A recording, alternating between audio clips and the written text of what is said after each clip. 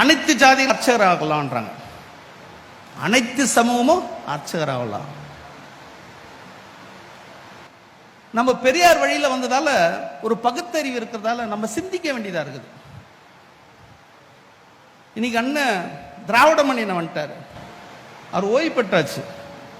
நிறைய சகோதரர்லாம் இருக்கிறீங்க. எதற்கா 15,000 ரூபாய் சம்பளம் கொடுக்குறேன், வாங்க அர்ச்சகர் ஆகுங்க அப்படின்னு கூப்பிட்டா போவீங்களான்னா போக மாட்டீங்க. ஏன்னா சட்டை கைட்டு நிற்கணுங்க, சட்டை இல்லாத இருக்கணும்.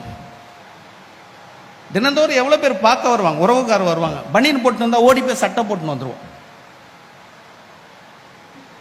உறவுக்காரங்க, சொந்த பந்தம், அண்ணன் தம்பி அக்கா தங்கச்சி வந்தால் கூட சரி, சட்டை இல்லாத இருக்க முடியாது நம்மளால. ஓடி போய்ட்டு உள்ளே போய்ட்டு சட்டை போட்டுன்னு வந்து பேசுவோம் நம்ம எல்லாரும். ஆனால் அனைத்து ஜாதியில் அர்ச்சகர் ஆகலன்னா ஒரு 15,000 ரூபாய் சம்பளம் தரேன், சட்டை இல்லாத வா உள்ளோ நிற்க முடியுமா நம்மளாலன்னா முடியாது. 10 நிமிஷம் அந்த மூலஸ்தானத்தில் போய் அந்த ஆர்த்தி எடுத்தோம்னா வெளியே வரும்போது பெரிய மூச்சு விடுவோம். இந்த சட்டை கட்டெல்லாம் தொப்பை கட்டே நினைஞ்சிடும், மூச்சு திணற ஏற்படும். நம்ம சாப்பிட்ற உணவுக்கு, நம்ம உழைக்கிற உழைப்புக்கு அந்த இடம் சாத்தியப்படமானா சாத்தியப்படாது.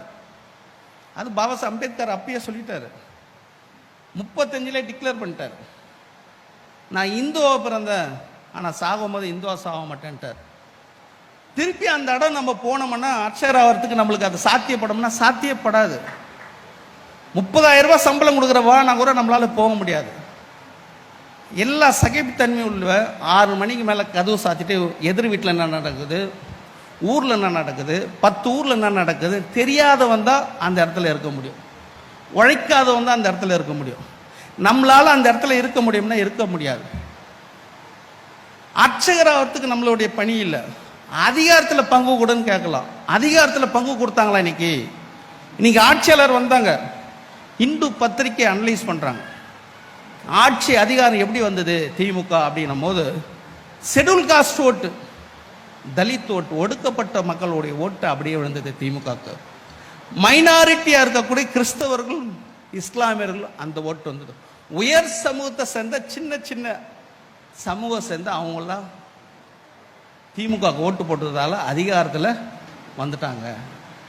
முக்கியமாக பார்த்தோன்னா தலித்து ஒடுக்கப்பட்ட மக்களுடைய ஓட்டில் தான் இன்னைக்கு திமுக ஆட்சியே இருக்குது. திருவள்ளூர் மாவட்டம், காஞ்சிபுரம் மாவட்டம், விழுப்புரம் மாவட்டம், கடலூர் மாவட்டம், நாகை மாவட்டம், திருவாரூர் மாவட்டம், இந்த பெல்ட் எல்லாம் பாருங்க, சென்னை, இந்த மக்களுடைய ஓட்டில் அப்படியே 100% அப்படியே சக்சஸ் ஆயிட்டாங்க. இப்போ இந்த மக்கள் ஓட்டு போட்டு தேர்தல்னு அறிவிச்ச பிறகு வாக்குப்பெட்டி முன்னாடி வரிசையாக நின்று ஓட்டு போட்டு ஓட்டு பெட்டியில் மெஜாரிட்டி இந்த மக்களுடைய ஓட்டு இருந்து அதிகாரத்துக்கு வந்துட்டு இந்த அதிகாரத்தில் பங்கு கொடுனா இன்ன வரைக்கும் என்ன பங்கு இருக்குதுன்னு பார்த்தீங்கன்னா ஒரு பங்கும் கிடையாது.